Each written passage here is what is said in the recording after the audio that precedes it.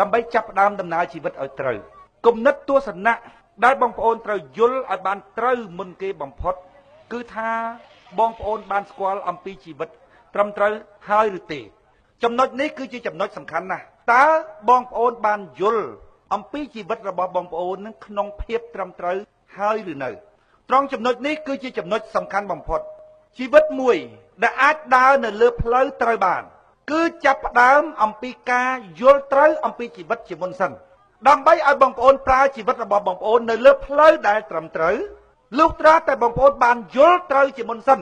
យល់ត្រូវត្រង់ចំណុចណាគឺយល់ត្រូវអំពីរឿងជីវិតជាមុនសិនតើបងប្អូនយល់អំពីជីវិតរបស់បងប្អូនត្រឹមត្រូវហើយនៅសម្រាប់ខ្ញុំផ្ទាល់បងប្អូនប្រហែលជាកំណើតរបស់ខ្ញុំវាផ្ដល់ឲ្យខ្ញុំនៅការត្រេះរិះពិចារណាមួយជាទូទៅអំពីជីវិតថាតើខ្ញុំកើតលើលោកនេះដើម្បីអ្វីដោយសារខ្ញុំមានអារម្មណ៍អញ្ចឹងតាំងពីខ្ញុំដឹងក្តីដែលធ្វើឲ្យខ្ញុំមានអារម្មណ៍ចេះតែគិតត្រេះរិះពិចារណារហូតដល់ខ្ញុំបានយល់អំពីដំណើររបស់ជីវិតខ្លួនឯងផ្ទាល់ដំណើរជីវិតរបស់អ្នកដទៃរហូតដល់ខ្ញុំចេះកាន់ក្បាលមីក្រូផ្ដល់ចំណេះដឹងឬផ្ដល់តម្រុយក្នុងការគិតត្រេះរិះពិចារណាទៅឲ្យអ្នកដទៃទៀតខ្ញុំចេះតែគិតខ្លួនឯងថាតើខ្ញុំកើតក្នុងលោកនឹងដើម្បីអ្វីខ្ញុំចេះតែមានអារម្មណ៍ថាពីមួយថ្ងៃទៅមួយថ្ងៃជីវិតរបស់ខ្ញុំវាដដែលខ្ញុំចេះតែគិតឃើញថាស្លាប់មុនស្លាប់ក្រោយគឺវាមានតម្លៃដូចគ្នាបើសិនណាជាក្នុងកំឡុងពេលដែលអ្នកនៅរស់អ្នកមិនបានបន្សល់អ្វីជាស្នាដៃទុកនៅលើផែនដីមុននឹងអ្នកស្លាប់ទេអ្នកស្លាប់មុននិងអ្នកស្លាប់ក្រោយខ្ញុំថាប្រហែលគ្នាតិចចុះប៉ុន្តែតាមគំនិតខ្ញុំថាអ្នកដែលស្លាប់មុនប្រសើរជាងព្រោះអីព្រោះខ្ជិលរស់ស៊ី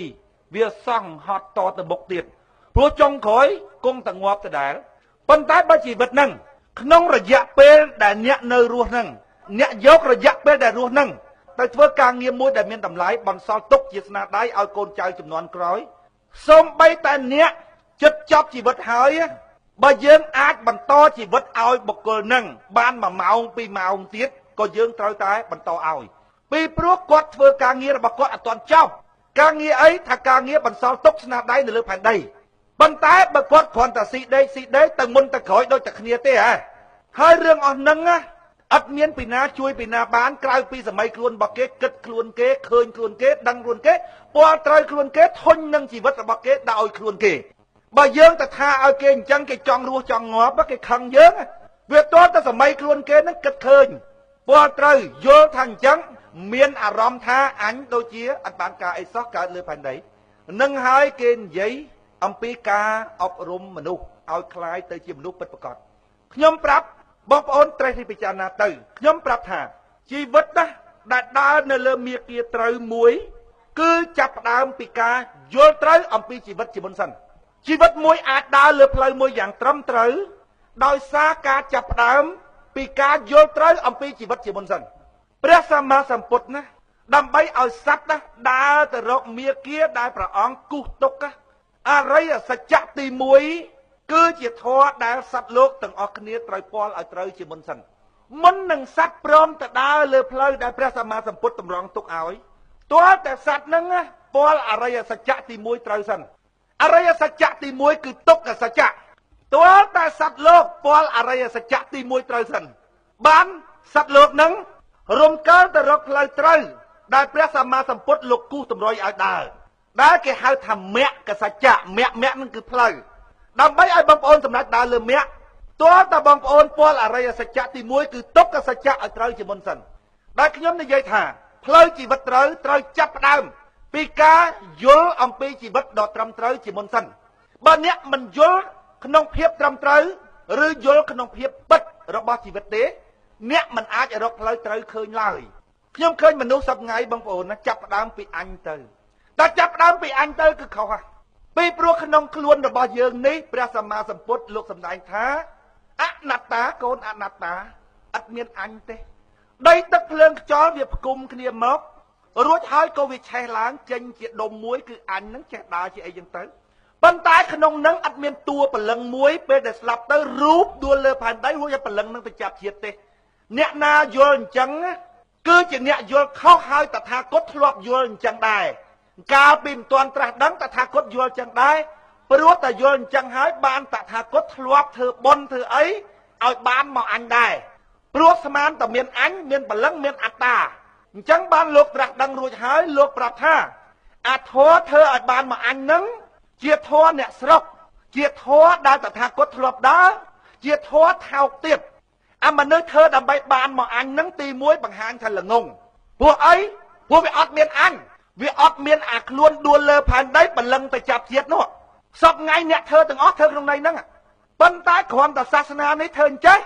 សាសនានោះធ្វើអញ្ចោះមនុស្សក្នុងពិភពលោកទាំងអស់សិតតែធ្វើអីទាំងអស់ដើម្បីអញពីព្រោះគេយល់ថាមានអញក្នុងពេលនៅរស់ក៏ធ្វើដើម្បីប្រយោជន៍អញរួចហើយធ្វើសគួរទៅមុខទៀតដើម្បីឲ្យអញទៅមុខទៀតគិតអញ្ចឹងទី1គឺដោយសារវាមិនត្រាស់ដឹងហ្នឹងហើយក៏មិនបានរៀនមេរៀនត្រាស់ដឹងហ្នឹងច្រឡំស្មានធមានអញអញ្ចឹងបានខ្ញុំនិយាយថាជីវិតចាប់ផ្ដើមដើរនៅលើផ្លូវត្រឹមត្រូវបានលុះត្រាតែមានការយល់អំពីជីវិតត្រឹមត្រូវជាមុនសិនតើជីវិតនឹងមានអញអត់បងប្អូនណាពេលដែលខ្ញុំពាល់ត្រូវទៅនឹងខ្ញុំយល់ទៅនឹងខ្ញុំអាចបកស្រាយកន្លែងនឹងបានខ្ញុំមានអារម្មណ៍ទើសទាស់ហ្មងហើយមានអារម្មណ៍ថាពិភពលោកកំពុងដេកត្រង់ចំណុចហ្នឹងដែលខ្ញុំនិយាយថាចំណេះដឹងដំបូងដៃបំផុតរបស់មនុស្សគឺការដឹងតែពិភពលោកនឹងដេកខ្ញុំឃើញតែមនុស្សទៅធ្វើដើម្បីអញគ្រប់គ្នាបងប្អូនណាក្នុងពេលរស់បច្ចុប្បន្នណាបើបងប្អូនណាចេះឃុំក្រងតែតណ្ហារបស់បងប្អូនពន្យល់ចិត្តរបស់បងប្អូនឲ្យយល់បានថាតណ្ហាទាំងឡាយនាំសេចក្តីទុក្ខដល់អ្នកបងប្អូនរស់នៅស្រួលណាមិនមែនទ្រព្យទេដែលនាំឲ្យបងប្អូនរស់នៅស្រួលមិនមែនមុខមាត់ទេដែលនាំឲ្យបងប្អូនរស់នៅស្រួលតែបងប្អូនយល់ពីជីវិតតាដែលនាំឲ្យបងប្អូនរស់នៅស្រួលមនុស្សខ្លះបងប្អូនមានគ្រប់គ្រាន់ល្មមសមទៅរស់បានដែលព្រះពុទ្ធលោកហៅថាបច្ច័យ4មានមកល្មមសមរស់នៅបានអត់ឃុំក្រងសេចក្តីត្រូវការរបស់ខ្លួនបានដោយសារតែតណ្ហាវាទៅជាធ្វើឲ្យគេធ្វើបាបចិត្តខ្លួនឯងបានហេតុអីបានគេធ្វើបាបចិត្តខ្លួនយើងបានព្រោះយើងចង់បានពីគេចង់ឲ្យគេទៅសើចង់ឲ្យគេស្រឡាញ់ចង់នេះចង់នោះតែមានតណ្ហាគេជន់ក្បាលយើងបានមនុស្សមានតណ្ហាធំបើបងប្អូនណាគិតក្បាលមិនឃើញខ្ញុំបដូចរូបឲ្យបងប្អូនស្រួលមើលដូចស្រីស្រីស្លៀករ៉ូបការអញ្ចឹងណាអាស្លៀករ៉ូបសសអាណាមានតណ្ហាល្មមរ៉ូបវានឹងផាយមកទឹកទៅអាណាមានតណ្ហាច្រើន2ម៉ែត្រទៅអាណាច្រើនមែនទែន1គីឡូដីទៅជុំវិញ1គីឡូដីបងប្អូនសម័យបន្តិចមើលបន្តិចអានេះជន់ជាសពុតខាងនេះបន្តិចអានោះជន់ជាសពុតខាងនោះដល់តែជន់ឈឺព្រោះយើងចង់ឲ្យគេស្រឡាញ់គេមិនស្រឡាញ់ឈឺចង់មិនឲ្យគេនិយាយដើមគេនិយាយដើមក្តៅកាហាយទៅធ្វើនយោបាយចង់បានស្លឹកឆ្នោតពីគេមិនបោះឲ្យក្តៅកាហាយខ្ញុំស្មាតទោសលាកខោស្លីបអត់មានកតុយអីបន្តិចមានខោស្លីបឲ្យជន់មិនហើយមិនបោះឆ្នោតងាប់ទៅអញច្រាស់បាយទេអញហ្នឹងអញយល់ពីជីវិតរកបាន100ទុក20រៀលចាយ80ទុកជេមបែងក្បាលហើយឲ្យភ្ញាក់ខ្លួនអញអត់មានចង់បានអីពីឯងទេអញគ្រាន់តែចង់ឲ្យឯងចេះតែប៉ុណ្ណឹងបើឯងមកក្នុងន័យត្រឹមត្រូវជាមិត្តភាពគៀកកកទៅជាមួយគ្នាសบายចិត្តដូចបងដូចប្អូនបើមកកាន់ស្លឹកឆ្នោតរួចគម្រាមអញថាណែធ្វើអញ្ចឹងយ៉ាត់គេមិនបោះឆ្នោតឲ្យទៅងាប់ឯណាងាប់ទៅអញលាកខោស្លីបអត់មានជន់ជាសពុតអញបានទេកឹមសខាសំរៀងស៊ីអ្នកដតីទៀតវាមានភើយសពុតវាធំពេលនោះលឺឯងគម្រាមកំហែងពួកនឹងវាភ័យព្រោះវាមានតណ្ហាធំអញលាកខោស្លីបឲ្យជន់អញមិនហើយជន់ជាសពុតមិនអញអត់មានអីជន់បងអញ្ចឹងបានអ្នកខ្លះគេឲ្យយោបល់ខ្ញុំថាវាសនាឯងនិយាយត្រូវហើយប៉ុណ្ណាកុំនិយាយលឺពេកអាណត្តិក្រោយបានក្អីគេលឺតែអញ្ចឹងបងប្អូនចិត្តរបស់ខ្ញុំធាក់ទៅវិញហ្មងខ្ញុំសើចទៅហ្មងខ្ញុំចេះតែនឹកក្នុងចិត្តហ្នឹងយកចិត្តរបស់វាដែលជាចិត្តធម្មតាហ្នឹងមកប្រៀបធៀបអញហ្នឹងវានឹកក្នុងចិត្តថាអញហ្នឹងថោកទាបដោយវាធ្វើអីចង់បានប្រយោជន៍ផ្ទាល់ខ្លួនហ្នឹងអញចង់ឲ្យតែគេចេះតាអញនឹកក្នុងចិត្តអំពីតម្លៃរបស់ជីវិតត្រង់ថាបើអញស៊ីដេកចេះដូចអត់មានប្រយោជន៍អីទេបើអញកើតមកបានជាទីពឹងរបស់មនុស្សល្ងងយ៉ាងច្រើននៅលើពិភពលោកនេះជីវិតនឹងដូចមានតម្លៃខ្លាំងណាស់តែប៉ុណ្្នឹងឯងអត់មានចង់បានអីពីគេមកវិញទេព្រះសម្មាសម្ពុទ្ធតែអញ្ចឹងបងប្អូនលោកត្រាស់ដឹងមកក្រោយគេអ្នកសាសនានោះម៉ែអាច្រើនគេមានបរិស័ទរបស់គេមានគេទៅសួរព្រះពុទ្ធថាព្រះអង្គសាសនាព្រះអង្គកើតក្រោយគេមើលមានមធ្យោបាយមិនតាក់អ្នកគ្រប់គ្រងឲ្យបានច្រើនតាន់គេនេះបើមកក្រោយគេអញ្ចឹងព្រះអង្គញឹមពីព្រោះព្រះអង្គដឹងថាអ្នកសួរហ្នឹងវាយកកិលេសរបស់វាមកថ្លឹង ប្រពុតដោយព្រះអាទិត្យអញ្ចឹងតួនាទីរបស់អ្នកត្រាស់ដឹងគឺត្រាស់ក្នុងលោកនេះដើម្បីប្រោសសត្វដែលមានឧបនិស្ស័យឲ្យអស់ក្នុងត្រៃភពអញ្ចឹងគួយថ្មិចទៅមើលសត្វណាដែលមានឧបនិស្ស័យផឹកឡើងថុកទៅសត្វណាអត់មានឧបនិស្ស័យក៏ទៅហួសទៅហើយដល់ពេលសរុបទៅប្រោសបានតែ10នាក់អស់ហើយអ្នកដែលមានឧបនិស្ស័យអាចត្រាស់ដឹងដល់ពេលអញ្ចឹងលោកក៏ឈប់ទៅឧទាហរណ៍ណាស្រាប់តែមនុស្សមានកលេសហ្នឹងមកសួរព្រះអង្គព្រះអង្គដូចចាញ់គេហ៎បានតែ10នាក់ទេព្រះអង្គឯងគេសាសនាគេនឹងបានច្រើនណាពុទ្ធលោកញឹម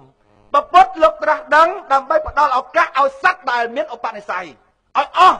កុំទុកគេចោលណាសត្វមានឧបនិស្ស័យនៅត្រៃភពទៅណាក៏ទៅដែរអង្គុយសមាធិមើលទៅនៅកន្លែងណាខ្លះទៅឲ្យចំហើយទៅអស់ហើយគឺចាប់ហើយការងាររបស់ព្រះអង្គអត់មានកលេសអត់មានតណ្ហាអីដូចយើងទេ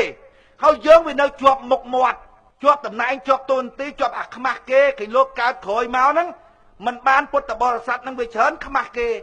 ហើយព្រះអរហន្តលោកអត់មានកលេសតណ្ហាលោកស្ងួតឈឹងលោករស់នៅគ្រាន់តែដើម្បីអ្នកដទៃប្រពុតលោកមិនទាន់អស់អាយុសង្ខារណា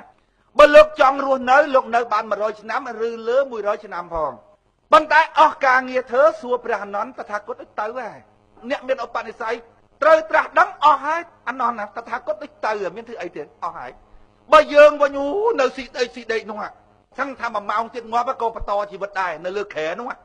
អត់មានតម្លៃអីបន្តិចហ្នឹងប៉ិនខ្លាចតែងាប់ហេតុអីបានជាបងប្អូនទៅជាប្រកាន់ជីវិតបែបហ្នឹងបងប្អូនថាមកពីបងប្អូនឥតយល់អំពីជីវិតពេលដែលខ្ញុំយល់អំពីជីវិតទៅបងប្អូនខ្ញុំសម្លឹងទៅមើលបងប្អូនខ្ញុំអាសូរហើយអាសូរដាច់អាឡ័យមិនមែនអាសូរត្រឹមតែចិត្តសាសយើងអាសូរដាច់អាឡ័យងាកទៅដល់ប៉ាគីស្ថានអាហ្វហ្គានីស្ថានបង់ក្លាដេសអ៊ីរ៉ាក់អ៊ីរ៉ង់ឃើញតែកាប់គ្នាពីរឿងសាសនាសំណោះសត្វលោកណាបងប្អូនតែរឿងអីក៏ដោយវាត្រូវមានចំណុចចាប់ដើមរបស់វាឧបមាថាទឹកយើងចង់ឲ្យវាអង្គើតោះតែយើងដុំមកទៅគប់កណ្ដាលទឹកប៉ាំង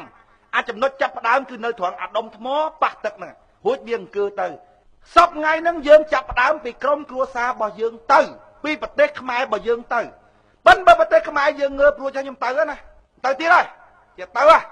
ដល់ថៃម៉ាឡេសិង្ហបុរីជាទៅងាប់ទៅណាងាប់ទៅនោះហើយទៅប្រាប់គេពីព្រោះខ្ញុំមើលឃើញថាមនុស្សសពថ្ងៃហ្នឹងវានៅត្រង់រឿងអញហ្នឹងស្មានតែមានព្រលឹងហ្នឹងធ្វើដើម្បីខ្លួនពីឥឡូវទៅមិនអស់ចិត្តហើយធ្វើទុកស៊ីទៅជាតិក្រោយទៀតច្រឡំថាមានអញព្រោះតែប៉ុណ្ណឹងហើយបងប្អូនឲ្យកាប់គ្នាពេញអ៊ីរ៉ាក់អ៊ីរ៉ង់សពថ្ងៃនោះសពថ្ងៃហ្នឹងចំនួនសាសនាព្រោះមានអញហ្នឹងបងប្អូនស្មានតែមានព្រលឹងហ្នឹងងាប់ហើយទៅនៅមួយព្រះចេះចោះហ្នឹងពិធីសាសនានិយាយពីគ្រប់សាសនានេះពិធីនេះសាសនានោះពិធីនោះហើយសិតតែខ្លួនឯងត្រូវទាំងអស់គេខុសទាំងអស់យាយសពថ្ងៃគាត់ថាក្រៅពីសាសនាគាត់ទៅធ្លាក់នរកទាំងអស់មានតែគាត់ទេបានត្រូវឡើងឋានសួគ៌ដល់មូស្លីមគេថាមានតែជឿព្រះគេឡើងឋានសួគ៌ខាងពុទ្ធសាសនានេះធ្លាក់នរកទាំងអស់បងប្អូនមើលចុះមើលឡើងសិតតែរឿងអញទាំងអស់ហើយពុទ្ធលោកសម្ដែងថាកូនហើយពុទ្ធលោកមិនហៅស្លាប់ផងបែកធ្លាយមានន័យថាវាទៅតាមរៀងខ្លួនទៅវិញអាណាសាច់នឹងវាទៅដើមឈើដើមអីវាបឺតជក់ស៊ីទៅវិញទៅអញ្ចឹងវាទៅតាមរៀងខ្លួនវិញទៅពេលណាវាផ្គុំគ្នាមកអញ្ចេះវាឆេះជាចិត្តឡើងដូចភ្លើងអញ្ចឹងវាឆេះកាលណាមានអុសមានអីមកផ្គុំគ្នាដល់ពេលអុសហ្នឹងវាឆេះអស់ទៅអណ្ដាតភ្លើងវាលត់ភ្លឹបទៅចិត្តយើងចេញពីបេះដូងកាលណាបេះដូងជាសាច់ហ្នឹងវានៅមានធាតុត្រត្រង់វាមមវាអាចច្បាច់បេះដូងបានវាចេញជាចិត្តរបស់យើងសាយភាយពេញខ្លួនមកដល់ពេលអាបេះដូងហ្នឹងវាអស់ធាតុត្រត្រង់ទៅវាលួយអាឡេះទៅវាដួលទៅវាលត់ភ្លើងភ្លឹបអត់មានទៅចាប់ជាតិអីទេហើយយើងយល់ថាមានចាប់ជាតិទៅនោះអានោះអាត្រង់ហ្នឹងហើយដែលធ្វើបុណ្យណាសពថ្ងៃគេបោកចង់ងាប់ចង់រស់ហើយមិនសាសនាហ្នឹងទេណាសាសនាណាក៏អញ្ចឹងពេញពិភពលោកអាត្រង់ហ្នឹងដែលខ្ញុំនិយាយថាពេលយល់ធម៌ភ្លាមងាកទៅពិភពលោកឃើញពិភពលោកដេកពេលហ្នឹងបងប្អូនអស់មោទនភាពនឹងខ្លួនថាខ្លួនឯងចេះកាលពីមុនយល់ថាខ្លួនឯងចេះគាត់បើអញបានសញ្ញាបត្រប៉ុណ្ណេះអញរស់ស៊ីប៉ុណ្ណេះកតេកតើប៉ុណ្ណេះធ្វើដូចថាមានអញណាណីមកចឹងណាបងប្អូនដល់ពេលយល់ពីកន្លែងហ្នឹងទៅអូយពិភពលោកនេះសិតតែអញ្ចឹងទាំងអស់ដេកហ្មង